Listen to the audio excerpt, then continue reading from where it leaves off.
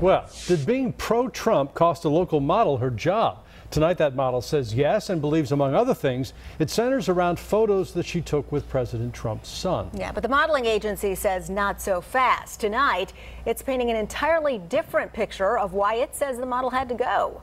Fox 5's Jacqueline Schultz joins us now to break down this war of words. Yeah, we all know that the backlash over this election has been nasty, the back and forth, but nowhere much so as in social media. And for both parties, both the model and the agency, Zoe Bethel says her agency and other people should respect her conservative views. The agency says, however, some social media posts that she did crossed the line.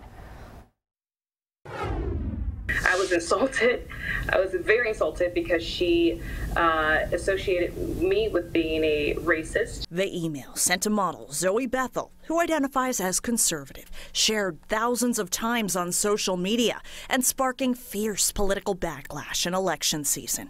It reads, "The team has been talking about your political and racist connections, and we have decided to release you from your contract.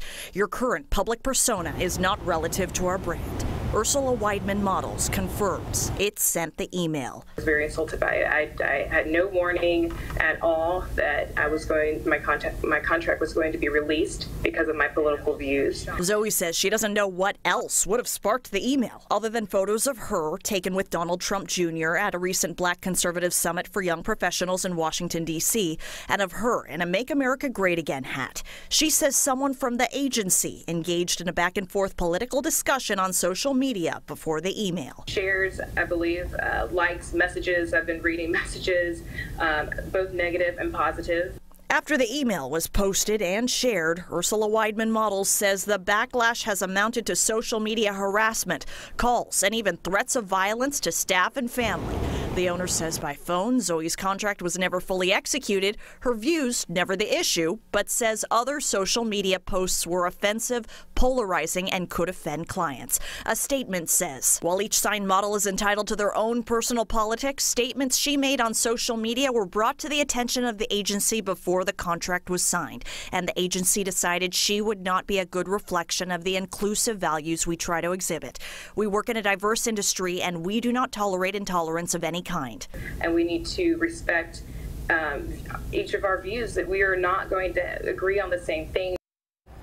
Yeah, Zoe Bethel says she doesn't know if she's going to pursue a legal claim. The agency says it's exploring its options.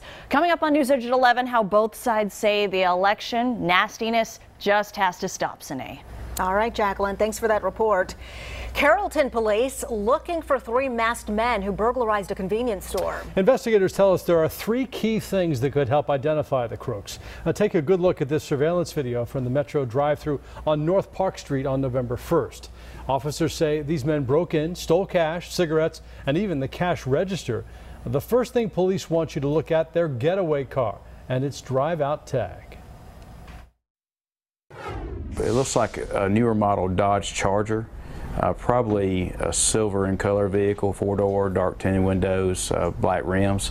We're wanting to see if anybody recognizes that drive-out tag. In addition to the car, officers want you to take a good look at the distinctive masks the men were wearing, as well as their clothing and their gloves in particular. If these guys look familiar or you have any information, you're asked to call police.